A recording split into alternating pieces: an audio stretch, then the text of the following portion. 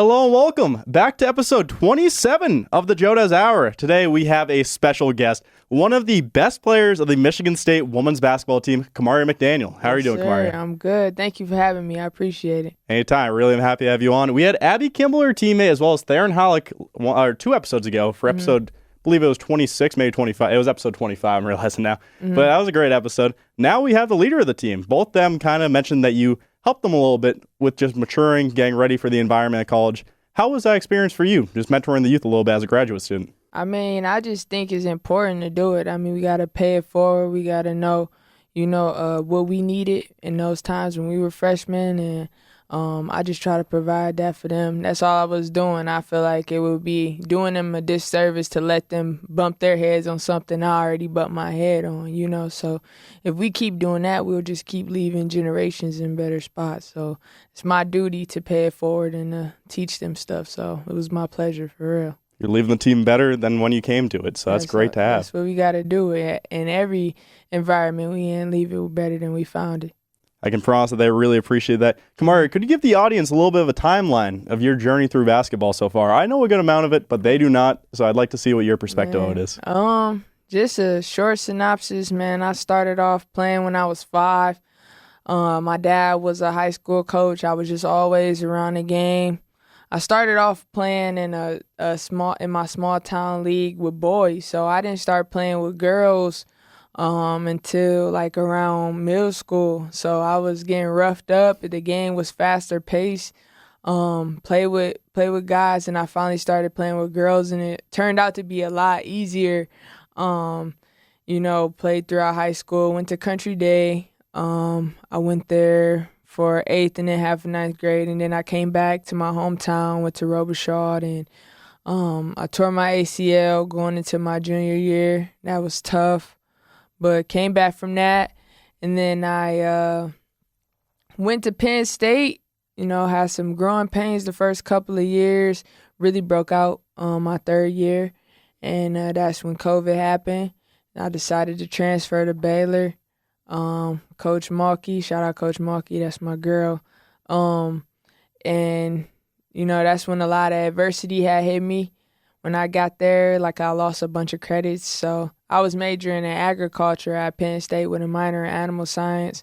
I had to change my major, change everything around, which is fine, and I'll get to this at the end, but just everything worked out. I got hurt. On top of that, I tore my ACL, and I tore my meniscus in half, so I had a choice whether to take my meniscus out or for them to repair it. So right now my meniscus is kind of put back together. And it was a grueling process. Came back. I couldn't really do rehab in the bubble. You remember that whole scandal. They didn't give us the right equipment. It was hard. I couldn't really work on my knee, but I was there for the experience. Came back. Coach Malky left. I gained a lot of weight. It was just hard. My knee was in a lot of pain.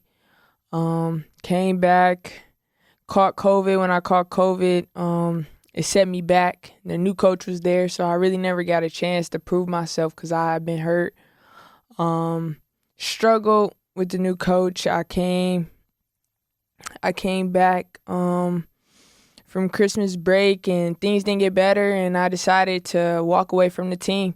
Mentally, I just wasn't in a good spot. I didn't feel like I got the support I needed. For just me on a human level, you know what I'm saying? And I walked away being okay with never possibly playing college basketball again because I knew that was a possibility. Went to the portal.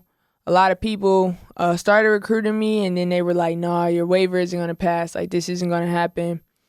Michigan State believed that, and they were willing to help me. Shout out to the staff for even doing that. I'll be forever grateful for that. And the waiver passed. I came here on a mental health waiver. So from January to June, I didn't know my future. And, I had an undergrad degree that I didn't want.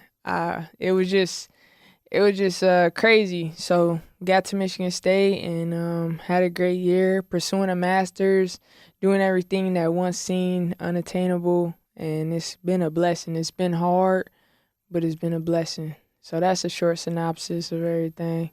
Yeah, you fought through so much adversity to come back to where you are now. And Kamaria, you didn't just come back and play pretty good. You came back and played almost to the exact same level you did before. While the stats might not look like it, I did some math. I had to look a little bit deeper in this. Yeah. When you played about 35 minutes in your junior year when you were at Penn State, when you had that breakout season, a lot of points scored, a lot of rebounds, a lot of assists. Yeah. When you came here, it was only about 25 minutes per game. You're coming back off injury after having like a year missing. That's kind of what has to happen. Yeah. But one big thing, when you look at the stats, you round them up or you average them up. I'm not really sure what the multiply them. When you multiply them, almost forgot the basics of mathematics. I don't know what was going on right there. I'm sorry about that, Kamaria. It's all good, man. But no, when you multiply them up to the average of 35 minutes, your stats, you went down 1 point. You went from 19.9 points per game to 18.9. Yeah. It's not bad at all. Yeah. But you improved your 3-point percentage by 0.4 or 0.04%. That's huge. Yeah. That's massive. And then your rebounds went up. Your assist even went up a little bit when you're moving up for that season to the 35 minutes. You came back and you played stellar. You were playing great off of that. How'd that feel after everything that you had to go through? Man, even hearing that is crazy. You know, I really contemplating not hooping no more, and I tell you why. When I hurt my knee, my first 6 weeks I was non-weight bearing, which means I couldn't walk. And we also couldn't bend my knee past 90 degrees. And with ACL recovery, one of the things you do first is like bend it. You want to get it moving. But because of that meniscus repair, we couldn't move it past 90 degrees or we risked like breaking the seal they had on my meniscus before it healed. So after the 6 weeks, we had to go from 90 degrees to 140. And we had like a 3-week window to do so. So I've been bending it for 6 weeks only to 90, and now I got 3 weeks to get it to 140 degrees. And I would probably say that's probably the most excruciating pain I've ever been through. And I was just thinking like, dang, is it worth it? I really felt like I hit rock bottom. And just mentally, I was just in a lot of distress. And so to hear that, you know, it makes me emotional because so many people told me that what I couldn't do, what I never do again, how I wasn't capable. I mean, the doctors didn't even know how well, but I know God, and so it doesn't really matter what another person can say because if God says so, then it's gonna happen. And you know, like you said, it's 2 years later, but I do got my bounce back. And I really didn't know if I would, but I prayed, I stayed faithful, and I stayed in the fight. And this is where we're here now, so it's been a blessing for real. Yeah, a lot of things had to line up for you to get to back to this point. You said during the Spartan All Access, if you haven't seen that yet, make sure you check that out. It's an awesome episode. Yeah, for sure. Shout out Emily, Spartan Vision. She put that together, really was able to show who I am outside of basketball. I appreciate that. Well, she did a great job in that. Then, shout out Emily. Yeah, that's awesome. Shout out Emily. Well, one thing that really intrigued me during that is you mentioned the bamboo reference about growing your roots underground, not letting people see you exactly what you're doing, not exposing everything, trying to post it on Instagram or something, saying that this is exactly what I'm doing. How has kind of that side of things been for you? Working in the background, not showing everything you're doing as it's happening, but instead working in the kind of shadows, seeing what happens when the light comes. Listen, because the thing about the bamboo is, because you put so much work in the background, when you finally sprout up, like, I never forget I went hiking with my strength coach at Baylor, Jeremy. And he was like, man, and this was like a full circle moment for me. He was like, we were seeing, I'm like, is that a bamboo? He was like, yeah. Man, I hate them bamboos, man. They grow in my backyard, and I just can't get them to stop growing. Like, I'll chop it down and it come back. And I'm like, yo, that's the whole, like, essence of what I'm trying to say. Like, when I say, like, I'm a bamboo, like, I went through, like, when I hurt my knee, like, I shut my life down. Like, I didn't talk to nobody. Like, I was in a bad place. And so all that healing and all that, like, went on behind the scenes. So it's like, you know, when a bamboo sprout, though, it's nothing you could do to get in the way of that. And so, like, I feel like that's my spirit. People say they got spirit animals. That's my spirit plant. I'm in love with the process, too. So I get so wrapped up in the process of just doing stuff. I don't even think to broadcast it or to post it because it's like what I do. Like, this is me. So, yeah, I read Chop Wood, Carry Water. that was one of the first books I read on kind of my reading journey, the amazing reading journey that I've been on, and it changed my life. So I suggest everybody go read Chop Wood, Carry Water, and definitely the Bamboo chapter, because that changed my life for sure. Yeah, life has tried cutting you down a few times. You sprouted right back up, Kamaria. Nothing can really keep you down. Yeah. So injury junior year of high school and then injury senior year of college. Was there kind of a moment of reflection of I shouldn't be going through this again, especially when it's an ACL tear yet again? You kind of know what the process is a little bit like, but now you have the meniscus tear on top of it? Man, listen, so I'm thinking, because my first knee, I came back in 5.5 months. Like, I'm like 4 days a week, I was traveling 30 minutes. I was rehabbing, going crazy. It was just an ACL. So, but with this one, like, I just was like, God, like, what? Like, because at this point, I've had a great season. I'm at Baylor. We still didn't know if the transfers was going to get cleared to play. They ended up getting cleared to play. Like, I'm on everybody's radar. I'm talking to WNBA coaches. My whole dream, my whole reason for packing up and leaving was to win and was to get drafted and play in the WNBA. So definitely for the longest, I was angry because it's like, God, we're right here. Like, isn't this what we were trying to get to? Like, we're right here, and then I tear my knee up. But yeah, that was wild. And not only did I not tear my ACL, the worst part of it was the meniscus tear, because I ripped it in half. Usually with meniscus is a slight tear and they can shave it off, but like my meniscus was not intact at all. And so I got it really bad. And so I was like, man, like what in the world? So I was like confused for a long time. I tell you, really, that didn't start making sense to me till about a couple of months ago while I went through that. I always wondered, but now I know like God will always reveal why he made you go through stuff. So things always happen for a reason. Yeah, definitely. Unfortunately, injury you never think is something positive is going to come from, but some things do. You grow and you mature as a person. Is WNBA something that you still aspire for, or is that not really in the plans for right now? Yeah, it is, definitely. I was on a couple draft boards, so it was a possibility for me to get drafted. The WNBA is a real political game, you know, and it's also very overpopulated, and we know that, you know, that's an issue that it got to expand. But I'm going to wait my turn. I know that I belong there. I've played against a lot of the players, especially being at Baylor. I played against a lot of the players that are now in the WNBA. I just understand that basketball is situational. I mean, you look at Russ on the Lakers and you look at Russ even now, or look at Russ in OKC. He's still the same player. It's just about the situation and the people surrounding him. So if I have to wait to make sure I'm in the right place at the right time, I'm going to be faithful and do that. But I definitely still think I have more in the tank. Like, I'm just getting my bounce back, you know what I'm saying? So definitely aspire to do that, not for any other reason than I love the game. Not to prove nothing to no one, but because I still am in love with basketball. Basketball, as you said, a lot of politics are involved in that. You have to be in the right situation to succeed. For Russell Westbrook, some people are trying to say that he was worse than Patrick Beverley at the beginning of the year when he was on the Lakers.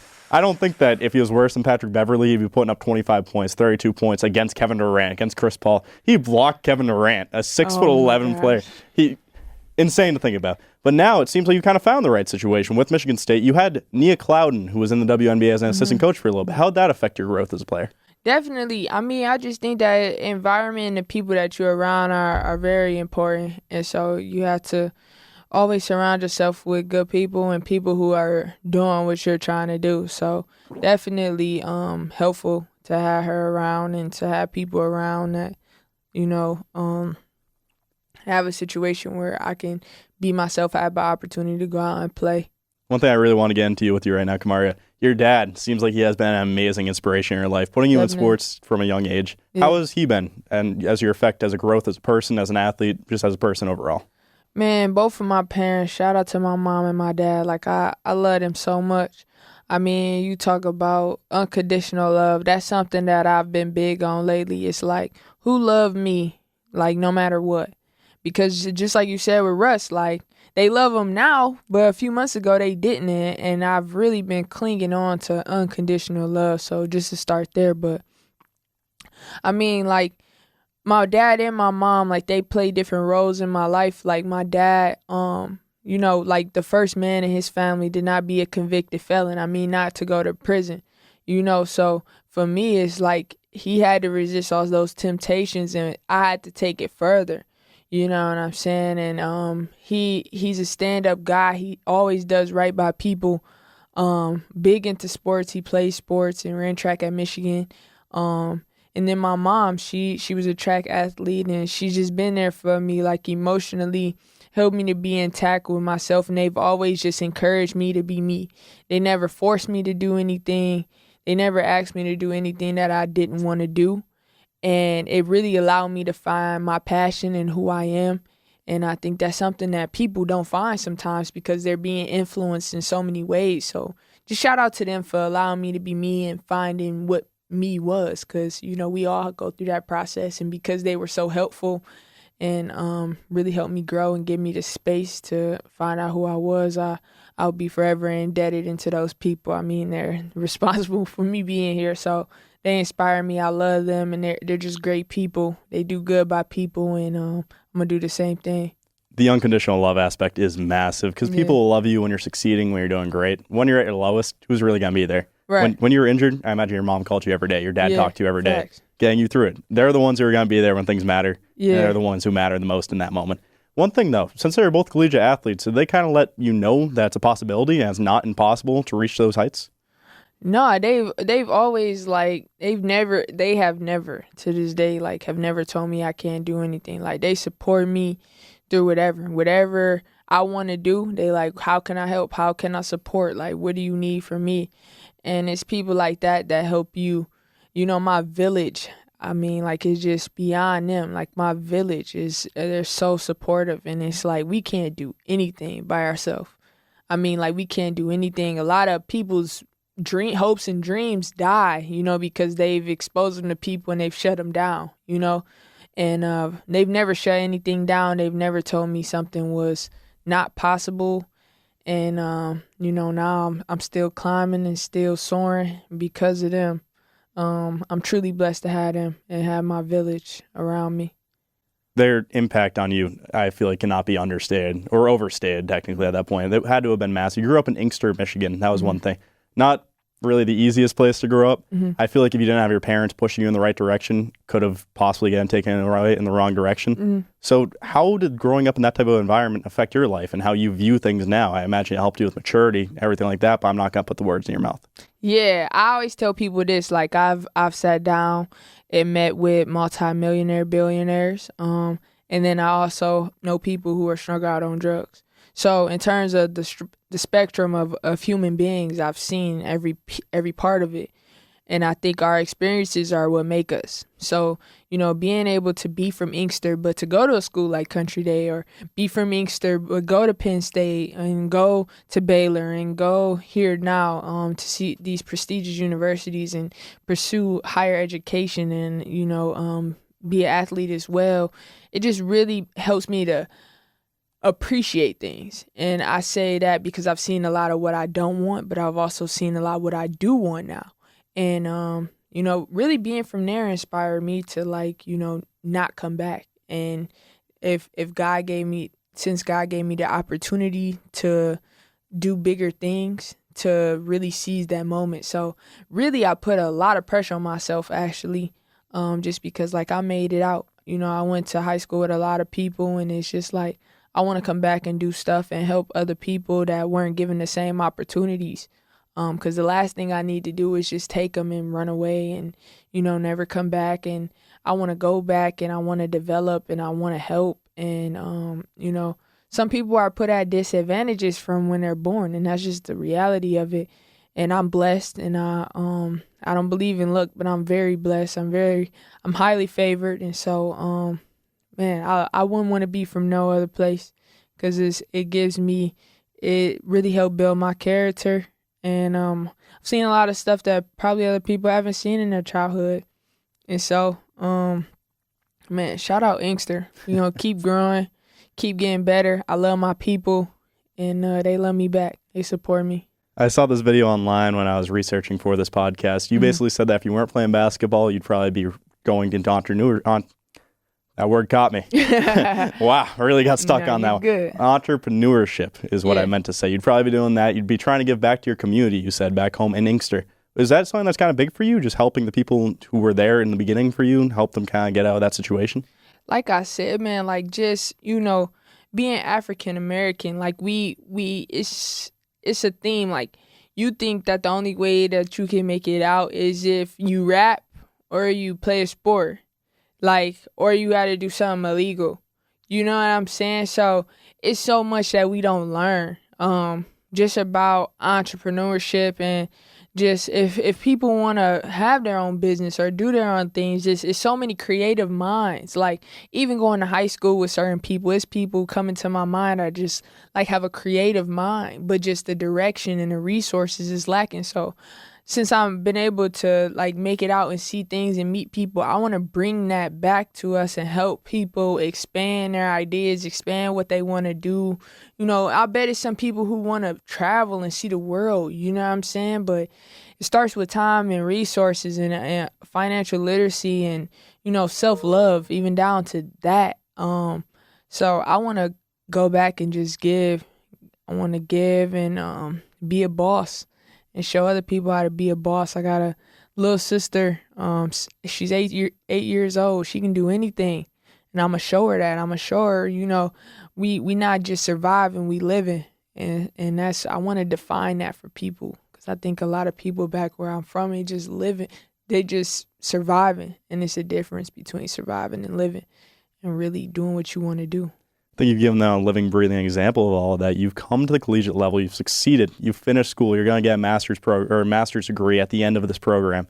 Mm-hmm. You have really just shined when you're not supposed to. It's the old flower growing from concrete type of symbolism. Yeah. It's beautiful to see. I imagine that your sister looks up to you right now, saying that I want to be just like her. And that's something that every little sibling needs. Yeah, it's huge. Sure. Yeah. I've got 2 nephews. I try my best to be a good role model of them. I can't imagine there's a better role model for your sister than you right now. Appreciate it. Oh, anytime. She knows where you came from. She knows what you've been able to succeed. Yeah. It has been awesome to see what you've been doing. Appreciate it. Yeah, one thing. It's crazy to think about all the geniuses, all the people who could have done so many impactful things in the world if they were born somewhere else, if they had a little bit of spotlight shined on them.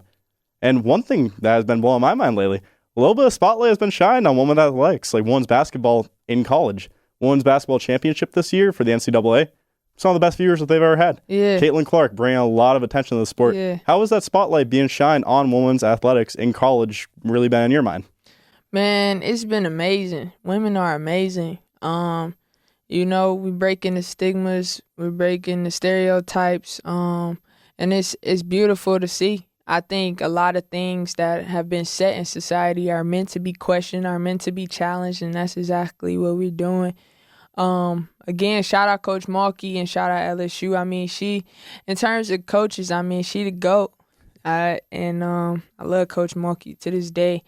And she's done great things over there. But, we have the personas and the personalities just like the men do to be, put in the spotlight, as well as, the game to back it up. The game is exciting. It's fast-paced. It's skill. Like, we're skilled. And I'm just glad it's finally coming to light because we've always been capable. It's just about the platform.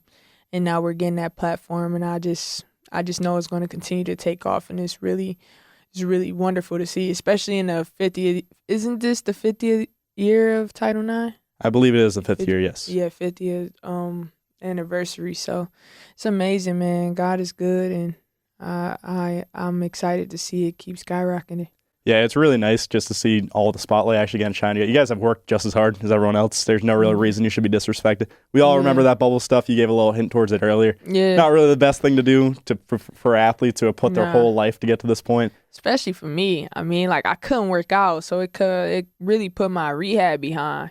Like, so when I got back, I was like a little behind of where we were supposed to be in terms of progressing my knee. So it was like a sacrifice being out there because we couldn't work out. They gave us like hotel weight rooms, man. It was bad. I was like, yo, this is wild. And then when we seen what the men got, the food, I'm like, yo, what in the world? Like, who approved that? That was crazy. Yeah, that was fun. That was wild. Yeah, you guys got to get something better than hotel locker rooms, basically, to work out. Fact. I've gone to a weight room in a hotel. I'm not even a collegiate athlete. I've hated every moment of it. Yeah. Can't imagine doing that when you're rehab. A lot of things that people don't realize about the whole rehab process is you get stiff. Your bones will stiffen. Your joints will stiffen. What? Yo, muscle strength. Man, my muscles, like, it's 2 years later, and I'm just now, like, when I tell y'all, like I'm just now getting back to Kamaria. Like, it took me a solid 2 years. Because, like, with pain, another thing people don't know about pain stops the fire in the muscle. So, for the longest, my VMO, the teardrop muscle right above the knee on the inside, like, it wouldn't fire. So, it wouldn't grow because my knee was hurting so bad. So, pain inhibits, like, functions. Like, you know, your body's protecting something. So, it won't let certain things happen. So it gets real technical. I've turned into like a sports geek, like body. I know a lot of stuff about my body now, and just, you know, what happens, and if it doesn't, why it doesn't. Which has been like another plus from, you know, the injuries. I guess I'm getting wiser, and I feel like wisdom is always a good thing. But yeah, it's rough. That's why I don't like when I hear like people on talk shows and stuff being on players for being hurt. Because, like, if you hurt, it's nothing you can do about it. I mean, whether you get paid for it or not. Like, I heard somebody, I think it was Stephen A., like, talking about Kawhi, like, telling him he should retire. Like, that's wild. Like, if somebody hurt, what you want him to do? Like, that's what I'm saying. Like, I just feel like people should. But a thing that a lot of people lack is empathy, though, man. Like, you can't speak on my situation really because you never been through it. So, I mean, I love that. Did you see JJ Redick? Oh yeah, he checked him right away immediately.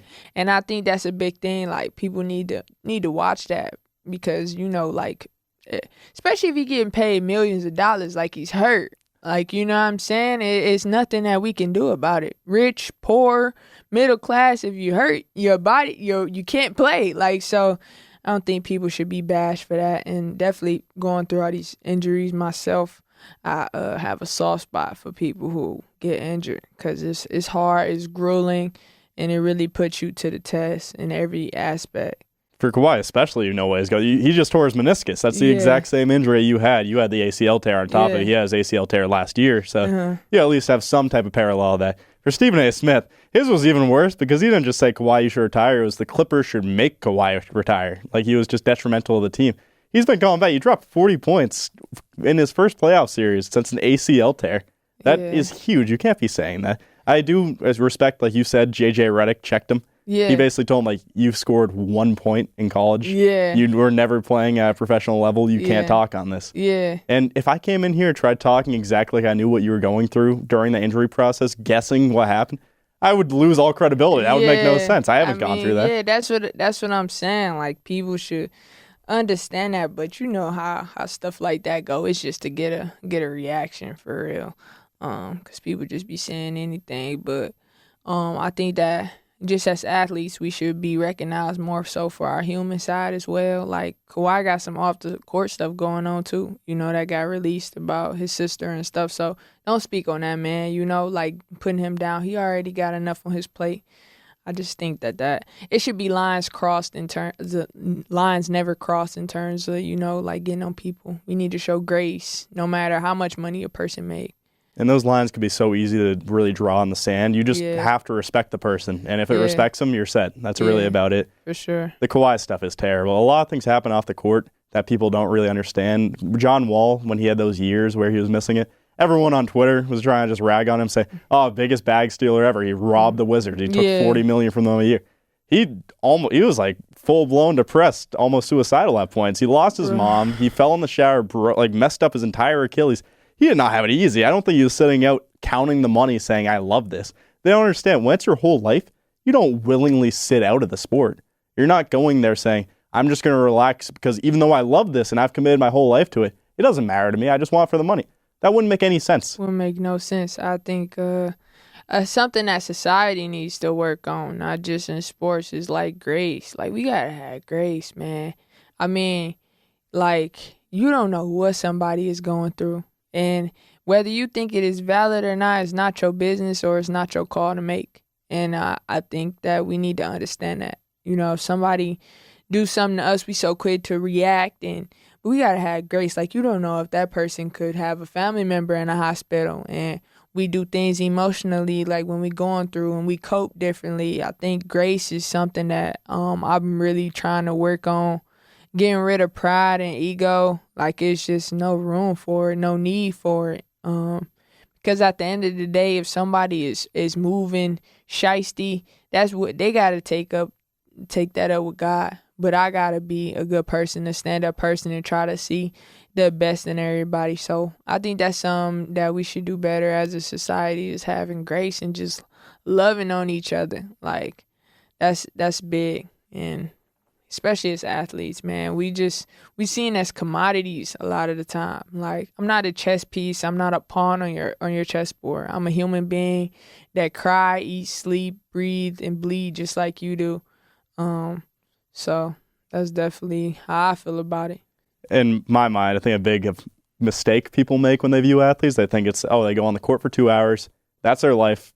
Nothing happens besides that, really, because that's all they're seeing. Mm-hmm. You guys still have relationships. You grew up 18 years to make it to college. Yeah. You have to go through years of life to get here. It's not like you magically teleport here. Right. That's not how it works. No. I think one big thing that people don't realize about the whole COVID epidemic, people always talk about it. I don't really like talking about it that much because I find it to be boring at this point. It's been years after. Yeah. But one thing about it is just the fact that a lot of people lost empathy. There were a lot of people online all day. They got in their own head. They had to make a whole syndrome up for it called main character syndrome, where they thought they were like the main character of everything. Life's not a movie. Life's not a video game. It's real life. It's like real life. Yeah. Everyone experiences something different. That whole term of NPCs going around the air, that was just stupid, to be quite honest. Yeah. Didn't understand any of that. It used to get me really annoyed, to be quite honest, because everybody's a person. Everyone's experienced life. No reason to really start acting like life is a video game. Video games are based off life, not the other way around. Right. Just crazy to think about how much that type of stuff has shifted. But one thing, as we start to come back from it, I think a lot of people are starting to realize maybe love is kind of the right answer. I saw this quote about when love is an option, why choose hate? Why would you ever choose that? And what would be the purpose of it? I think that's so big, man. Like you said, I mean, at the end of the day, though, like, reality is black and white. But each and every one of us are living our illusion of it. And I think some people's illusions start to turn to delusions, and it just spirals, and that's what you're talking about.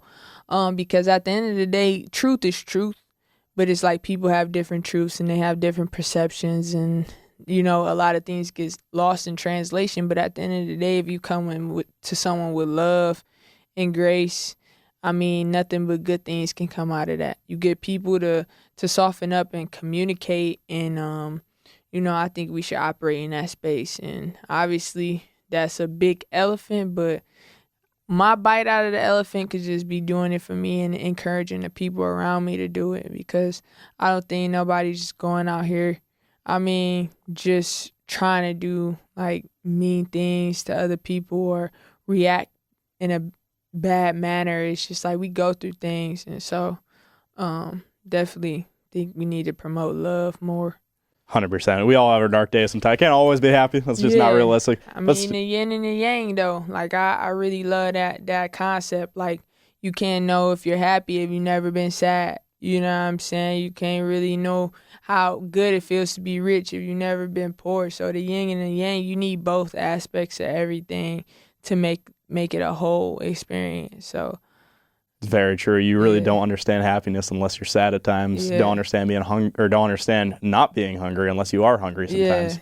Not the best example on my end with the hungriness. So I realize that one doesn't really refer to yin and yang. That's more. I might be getting a little bit hungry, to be quite honest with you. It's good though, but it's for real. Like, you can know how it feels to be satisfied, like to eat food. But if you really been starving before, it really gives you that appreciation, and both of those experiences makes the full circle. So I really believe in that, that concept. You know what I'm saying? Like, you got to go through the valleys to get to the mountaintops, and both of those experiences what makes the good times even that better. You know what I'm saying? Yeah, Kamaria, I'll tell you my experience with this. You might find it a little bit interesting. So when I was growing up, at first there was some years in poverty and stuff, living in apartments, food, all that type of stuff. But then eventually, when I started going to high school around 7th grade, that wasn't when I went to high school. This is when it all kind of shifted going into high school. Family got some money, finally business started working, ended up going to private school, all that type of stuff. And from an outside view, it would seem like I always had that, always was like that, because you adjust to your circumstances as they come along with you. You start acting a little preppier when you're around preppy people. That's just how it goes.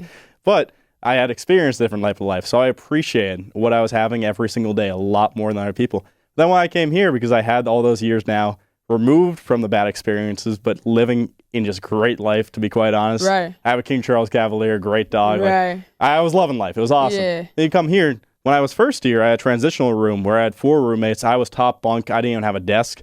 Damn. Everything was taken away. It was awful for like 2 weeks. And then I finally ended up getting a single dorm. I got a little small TV, even got my own bed and a couch, stuff like that. And it's not an insane amount, but I love it. I respect it so much because I had it taken away from me. Every time I see my mom, every time I see my dog, I appreciate them so much more because it's taken away for a little bit. Right. Exactly. And sometimes you need it taken away to fully appreciate it. When I see my family now, I give them all my love. I'm never complaining to them anymore because I know that I have a limited time with them.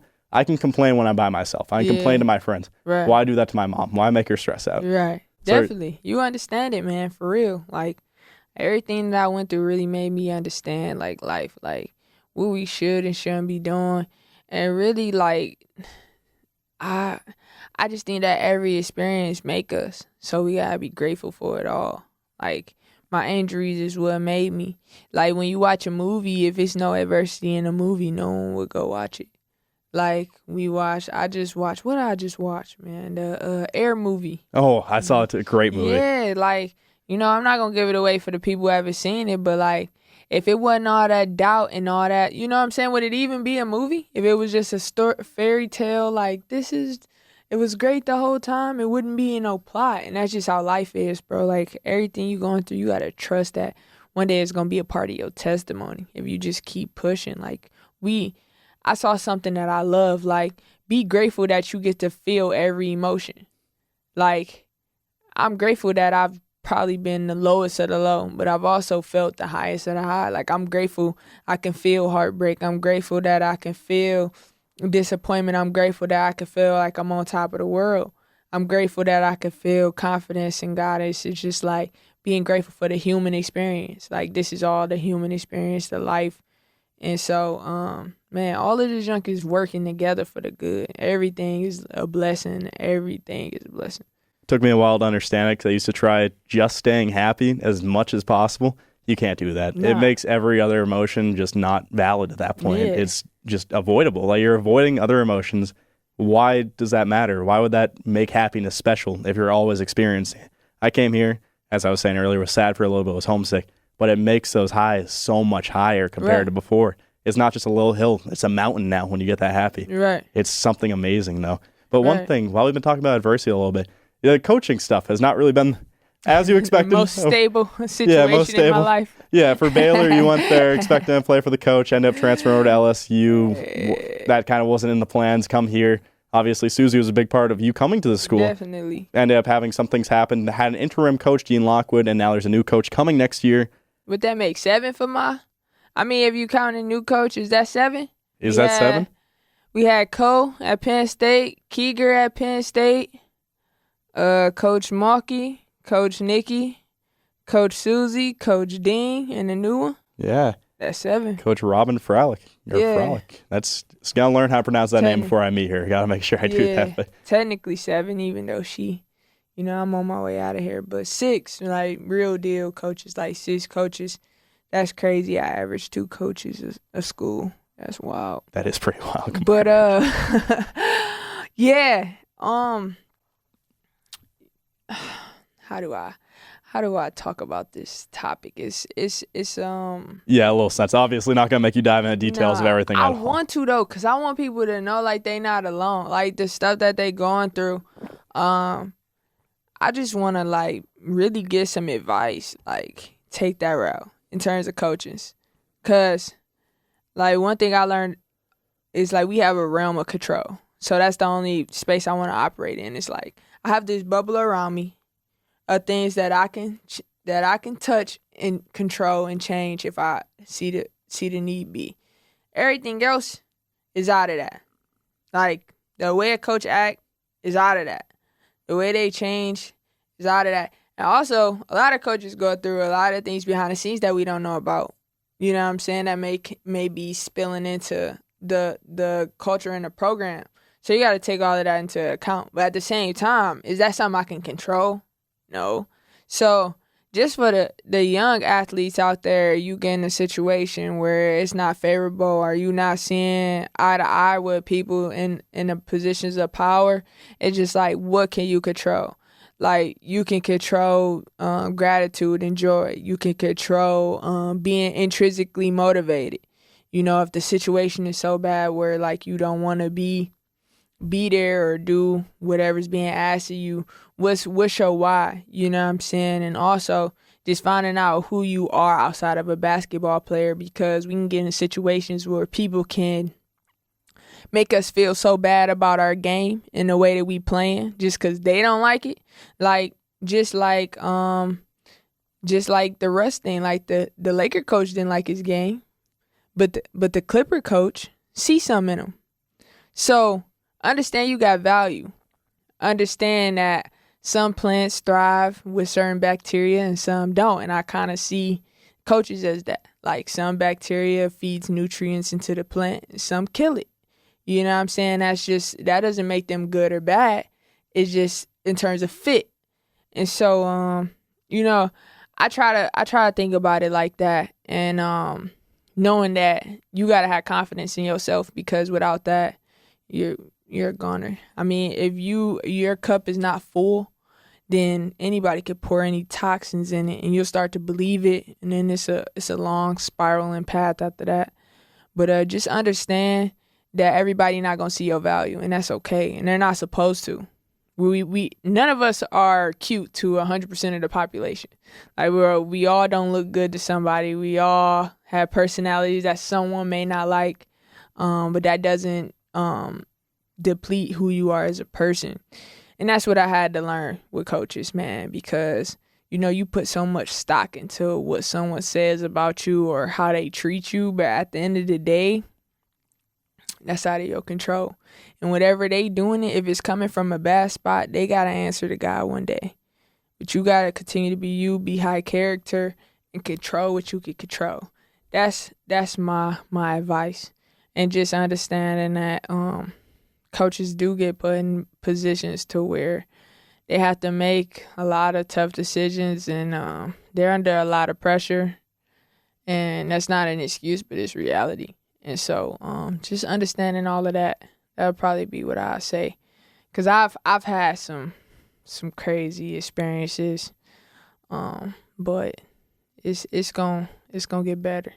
Wish that freshman year of high school me could have heard that, Kamaria. I played football there, played defensive tackle at about 140 pounds, so not the right move at all, but I would just make myself feel so bad about it instead of just talking to the coach. It could have been figured out in one conversation. Yeah. I just didn't do that because I didn't have the confidence back then. If I could have heard what you just said, that would have solved every problem that I ever had. Because so many times, as you said, it's like bacteria. They don't always bond together. No. It's not always going to happen like that. Sometimes they're going to separate. That's just not how it's supposed to be at times. Yeah. You've luckily been able to overcome that, showing out through all of this. One thing that I actually really want to talk to you about, sophomore year of college, when you were at Penn State, you started about 5 games. Mm-hmm. Next year, you started 29. Mm-hmm. What was kind of the shift in between those 2 years? Was there a little aura forming in that sophomore year? Like, maybe I can be the starter on this team. I can be the go-to one on this team. You know what, man? I'm not going to lie to you. That was the year our coaches changed.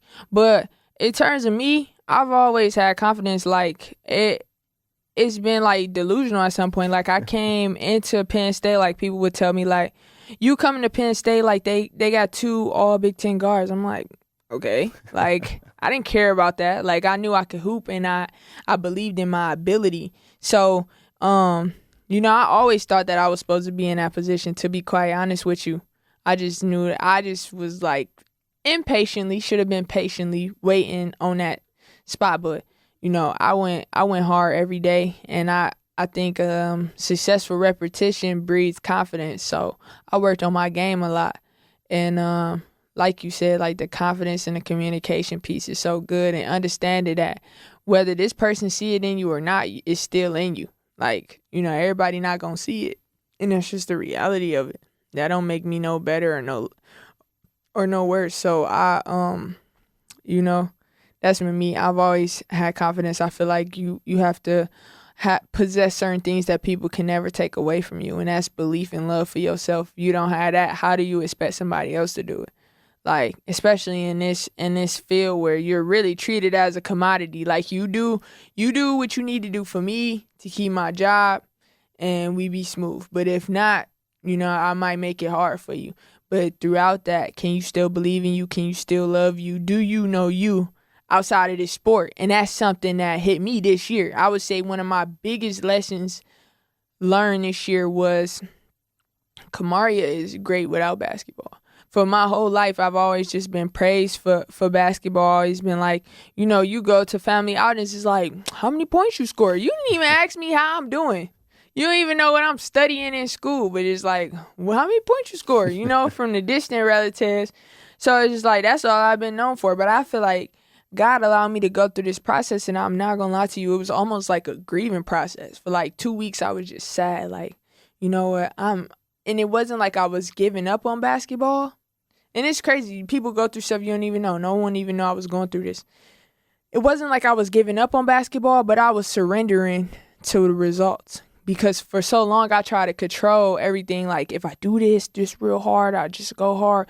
I can get to the WNBA and I can do it. I can, lead my team to win.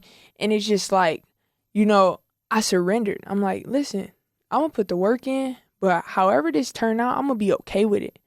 And it's like I was grieving, letting go of that control, letting go of, like, I'm a person, like, and I've been learning this just throughout life. When you love something, you don't gotta hold on to it. You know what I'm saying? If it's yours and it's supposed to be yours and you really trust in God, you can set it here and not have to keep your eye on it all the time. Just do your work. And I've been, like, really in this surrender phase. And I think surrender, oftentimes people be thinking like you giving up. No, surrender means that you're letting it be. And that's, I'm going to just be me. I'm going to do the work that's necessary. But the results, I can't be emotionally attached to them. Because why? That's out of my realm of control. Like, I can control how hard I go. I can control, me. But in terms of, it's a lot of things that go into decisions being made and opportunities present themselves. And it's out of my control. So I can't worry about it. I surrendered that control and that holding so tight, I'm dang near strangling my dreams and aspirations. I don't have to do that if I say I trust in God, And so he took me through that process, and it was beautiful. And now I'm like, I'm cool. When stuff happened, I'm like, I'm good. You know what I'm saying? I'm a put the work in. I don't want to get that misconstrued. Like, you got to put the work in. But you also got to know that it can go whatever way it go, but it's all working for your good. So that's kind of like... Happy that you made that clear distinction between quitting and surrendering. You're surrendering control of things you can't control. Right. That's how it should be. You're not quitting on anything. You're not just giving up. No. One thing you were talking about when you were giving that was awesome, what you just said. I'll be honest with you. That whole, everything there was just great. Every athlete who should be watching this hopefully should take that in, because that's a huge thing to know. But you're talking about how at some points, how much confidence you had in yourself almost seemed delusional. Yeah. You kind of need that delusion if you want to succeed, though. Definitely. Because guess what? You get to college, people are trying to control you. Like, even in high school, like, people are trying to control you. Like, so you have to know who you are, what you want to do, and be able to be stern enough to find that happy medium between being fully controlled by someone and still being you. And there's a happy medium, because we understand that people have to coach and have to, have some type of control over a situation. But that's something that, I'm going to be true to me, like, at the end of the day, and we all should. And that's why I chose entrepreneurship, because I've always been a person that I felt like you couldn't control. Like, I need to be able to dictate my schedule, because I always felt like as humans, we're all a part of the same human race, and I'm not going to be controlled or be dictated by someone else. So the basketball is the one exception I made in my life for doing that. And I actually love myself for it. And I just don't say yes to things just because someone says so. Someone's in a position of power. You know what I'm saying? And that's something that, I mean, I don't think it was delusional, but it probably was. Coming in freshman year, I thought I should start. Thought I should play. I mean, I shot from half court, the logo, my freshman year, one of my first few games. I kid you not. Everybody was yelling, no, no, no. Pulled it. Cool. Like, for real. I don't know. I feel like, and that's another thing being from Inkster. It's a lot of things that we don't have, but it's a lot of things that we do have. And that's in terms of like intangible like skills. And one of them is like people out there, they have pride, they have ego, and they have confidence.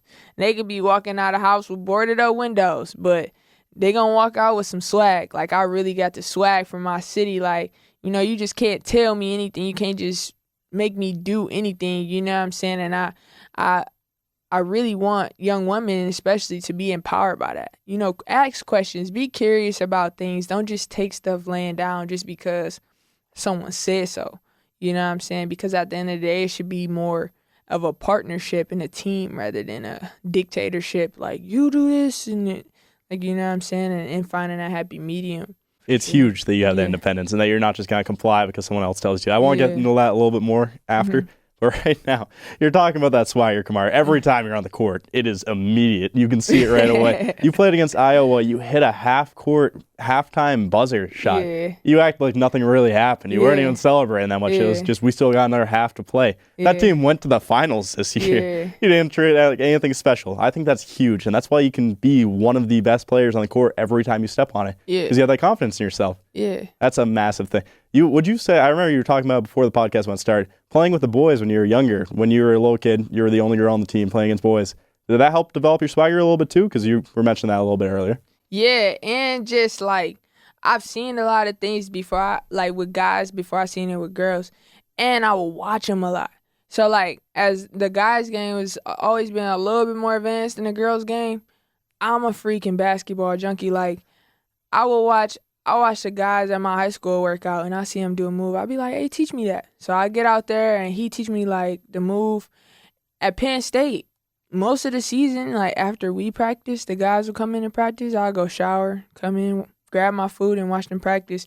A lot of times, I watch the guys practice here, so I'm just, like, really fascinated with their game and the things that they do because their game doesn't have as much boundaries as people try to put on our game. So, like, you know, it's the people who dare to, you know, like, bring some of that stuff over to the women's game. Like, I like the swag. I like, you know, being able to showcase that and being who I am. But the guys definitely inspire me just because it's kind of like my comfort zone in terms of learning for basketball because that's how I started. My dad was coaching. I always would watch. And so I've watched it over and over. I watch the NBA. I don't just watch as a spectator. I watch to learn. So, yeah, I'm definitely like, you know, a lot of the guys back home have a lot of skill, and they taught me a lot. And I would make them show me, like, what move did you just do? Show that to me. I want to use that. So, you know, definitely the guys helped a lot. I didn't know you watched that much basketball, but to be honest, it doesn't really shock me that much. I was going to go into this point earlier, but this actually lines up a lot better now. To be successful and reach the level that you have, you don't just need delusion, you need obsession too. You need to be obsessed with what you're doing. Everyone knows who Mr. Beast is. That guy, in one of his first videos, looked in the camera and counted to about 10,000, I believe, or 100,000. Nothing else. That was his whole entire... The guy's a millionaire now. He's one of the most famous people on the internet because he was obsessed. He learned... This is one of the biggest things that blew my mind about him. He didn't just want to make good videos. He learned the algorithm of YouTube. He learned what thumbnail makes the most views, what has the best click rate, what amount of time on the video gets the most viewers. He broke it down like a science. And that is almost very different situation, but a little comparable to what you did. You found, oh, this guy's doing this move? Teach me it. Let me see what happens. You watch people play. You watch their kind of tendencies, what people do. If they're driving to the right, maybe they're going to do this. If they're driving left, maybe they do this. I'm making assumptions right there. But still, you broke down the game to a more scientific level, just like you talked about with your body. You finally learned more about yourself, about what makes certain things react the way they do. You're talking about the teardrop muscle earlier. So many things. So many athletes don't learn that type of stuff. That is huge. If you want to be the best in your field, you need to be obsessed. That is one of the biggest things. When did that obsession kind of fully kick in for you? Because you started at 5, started playing at 5. When did you fully get obsessed with the basketball world? Guess it'll probably blow your mind for real. But before I took basketball super serious, I was a animal girl. So I had 16 pets at one time. And so we were keeping up this house full of pets, right? I had, you know, some exotics too. I had a sugar glider. It's a marsupial, but it's like a flying squirrel. Yeah, I've seen those. They're awesome. They hang out on your finger, and so those are so cool. I had a sugar glider, blue-tongued skink. That's a lizard. My dad's rule was if I wrote a report on the animal on how to take care of it, I could get it. So, had 16 pets, and it got to a point where we was starting to, I was starting to play AAU and stuff, and my dad was like, hey, listen, we can't do both of these. So which one is it? He was like, either we're going to do animals full-time or we're going to do basketball. And I was like, you know what? I'm going to do basketball. And so we actually sold all of our pets to a family from Ohio. They came and bought all of them, and they had a farm. And from that point forward, that was my life, and I became obsessed.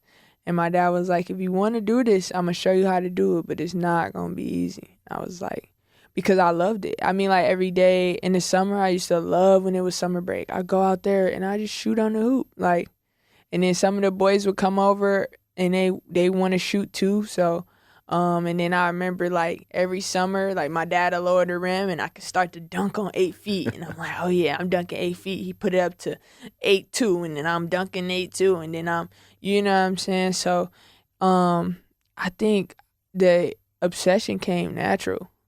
Even now with my entrepreneurial stuff, I kid you not, it was 3 nights last week where I stayed up to 4 or 5 in the morning. When I get my mind on something, it's over. I'm an action person. I think I've seen so much action paralysis that I stay away from it. If I say, okay, this is what I'm doing, I'm going to not even give myself time to think about not doing it. Just attack it. So if it's a new move I want to do, I'm going to attack it. If something happened in the game that shouldn't have happened, attack it. How does it never happen again?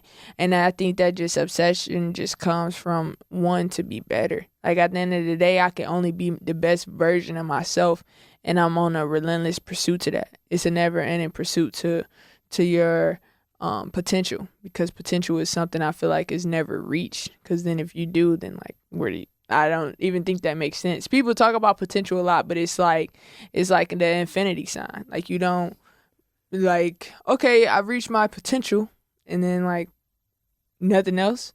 So it's just that relentless pursuit, but with the same energy. And that's what I've been on. Yeah, I don't understand why people put a cap on potential. That, like you said, it's kind of just defeats the whole purpose of potential. Yeah. It's not that you're always supposed to be reaching for. You're not supposed to actually reach the top of it. Nah. That wouldn't make any sense for anything, to be quite honest. When you were talking about your dad raising and lowering the hoop so you could dunk a little bit, I kind of just want to get your opinion on this because it's been discussed around the basketball world a little bit lately. Yeah. You've heard Shaquille O'Neal saying for the WNBA possibly making it 9.5 feet hoops. Mm-hmm. What do you think about that idea? Do you think that'd be something that you would like, or do you think it's more disrespectful in the overall? Man, selfishly, I would like it because I could dunk that. But for the game, promoting equality, I don't think it should be done. I think just as the men have evolved over time, we will evolve and we will start dunking more. I mean, there's girls in high school dunking now, and understanding this, just like some fish or some shark, they don't grow larger than the container that they're in. You know what I'm saying? So we were little itty bitty fish, but now we're growing and we're getting bigger, and we're gonna adjust to the game.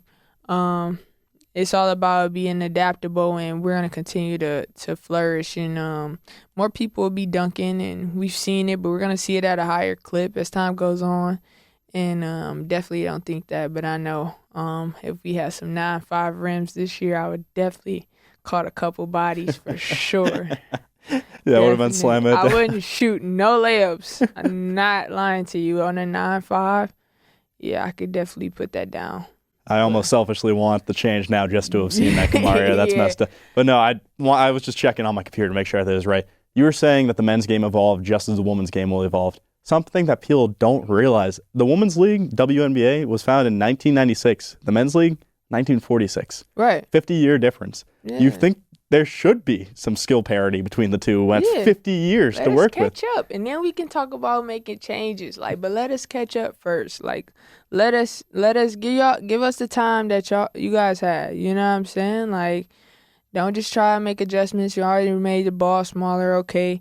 But we're gonna do the same thing that they are able to do, and definitely skill wise, and then athleticism wise, it'll grow as well, because a lot of girls have a lot of skill.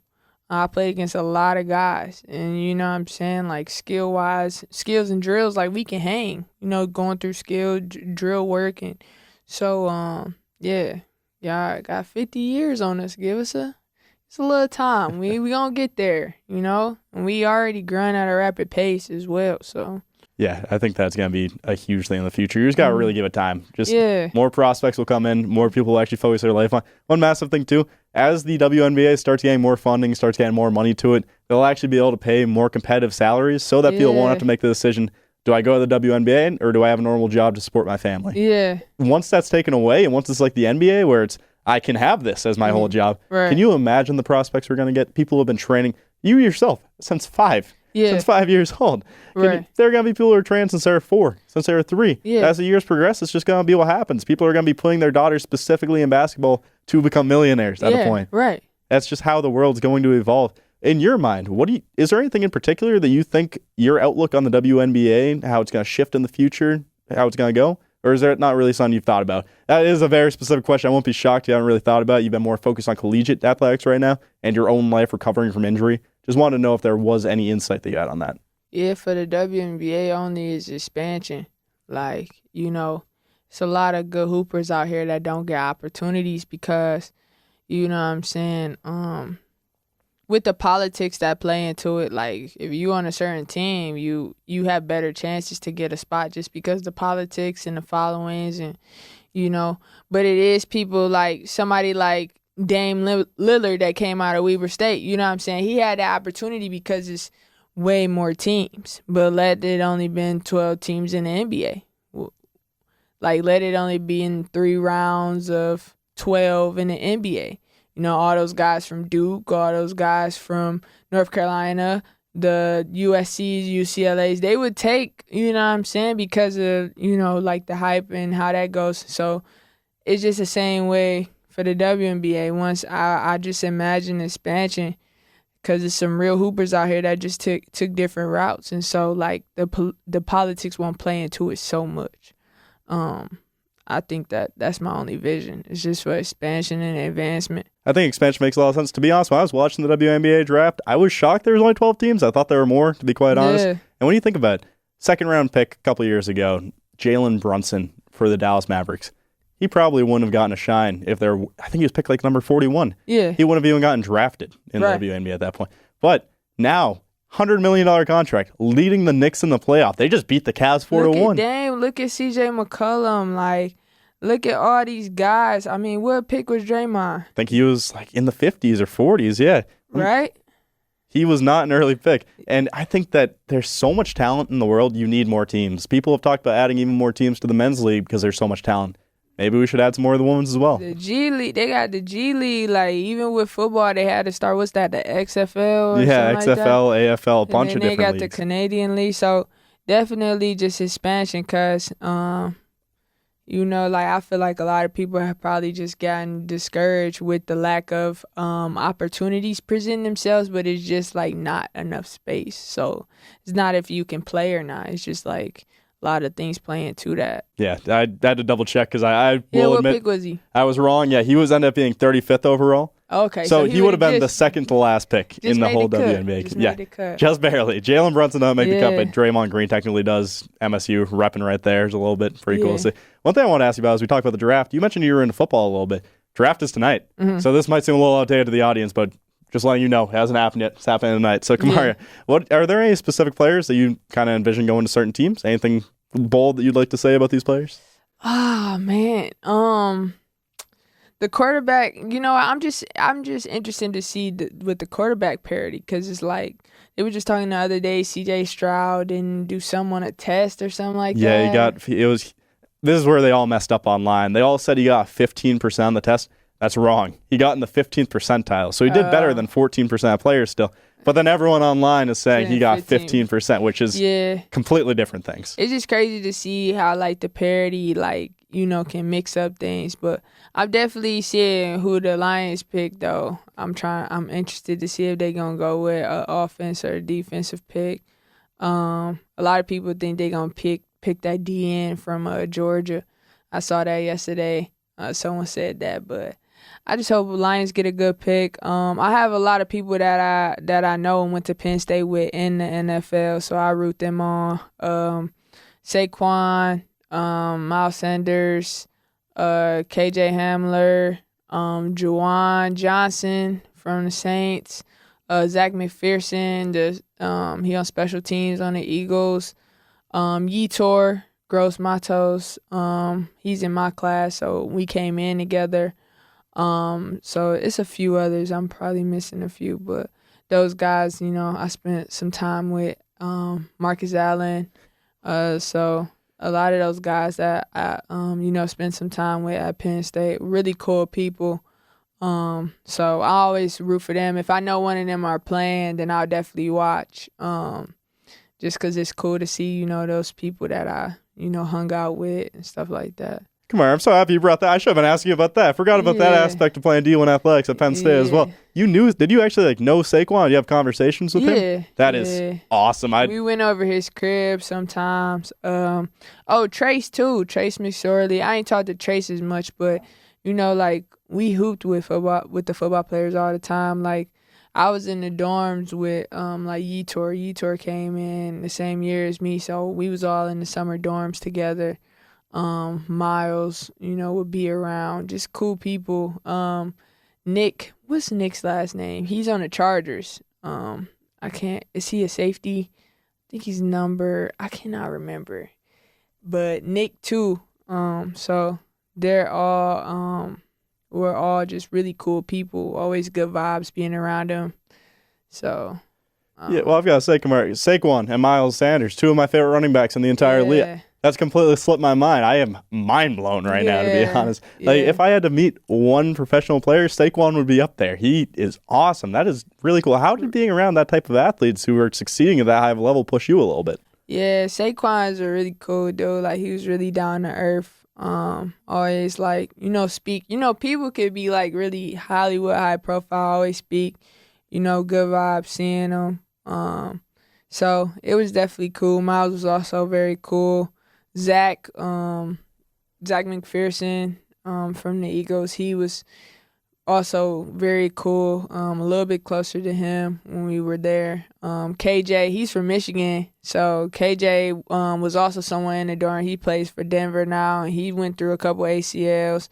So all of those guys are truly inspiring because it's like they go straight from college to being millionaires. So definitely inspiring to see, but Saquon was probably the craziest athlete I've seen in person. His videos would blow my mind. He was doing the power cleans with just so much weight that it didn't even make human sense. I mean, like, the thighs on that dude, like, it's crazy. Like, I mean, like, being at those games, Penn State by far has the best football atmosphere I've ever seen. Being at those whiteouts versus, like, Michigan or Ohio State, like, it's definitely the craziest football atmosphere I've been around. 110,000 people in that arena. Like, being there was wild. Like, wild. Imagine it was crazy. It was crazy. And you mentioned SaQuads. You used to be called SaQuads for that whole reason. Just insanely jacked. Just one of the few people who can get a whole room of about 20 dudes talking about their thighs for about a half hour. It's crazy to think about. Facts. Nah, for real, I've never seen nothing like that in person before. I've seen a lot of athletes, but those was crazy. Well, the thing about him was he was an athlete, but he was just insane as an athlete. He wasn't just a regular level. He was top 1 or 0.0001 percentile as an athlete. Did they do a sports science thing on him? I believe they did. That dude is crazy. He jumping over people, like getting hit in the air, jumping over people and still landing. Like, yo, what planet are you from? No, he would always do his rookie year. I know he was famous for just jumping over players, like you just said. Jump over. That's one of the reasons I loved him. But this dude is stocky though. Like he's got muscle on him. Like what? That's wild. Kind of like Zion. Like that's another freak of nature. Like what? It's actually a good comparison right there. Yeah, he's kind of like just a car hopping over a person. Like it's insane to think about. Yeah. Well, Kamaria, As our time starts to wrap up, I have loved having you on today. For sure, it has been a great time. It's Really been appreciate you dope. taking the time out of your day to come on. For sure. And as we wrap up, is there any shout-outs you'd like to give to anybody who helped you get to this point, who has supported you, been in your corner the entire time? Shoot, God. I mean, just giving me the hope to keep going when I didn't want to. I mean, my family, all the people that love me unconditionally, like, when things got tough and my identity was wrapped up into this sport, they really, had my back. Shout out to, you know what, man? Like, shout out to everybody on my journey. Everybody, even the people with ill intent, even the people who tried to, break me down. Because it's all of it. Like, we talked about the good and the bad. All the good people, the bad people has made it a great experience for me, and I'm only getting better because of all of it. And so, everybody that's been a part of my journey, man, no matter what their intentions were, no matter how they treated me, they played a part, and they played a big part, and I'm grateful for it. And that's why I don't walk around with no hate in my heart, because there's no way around helping me. There's no way around helping you if you allow yourself to see it that way.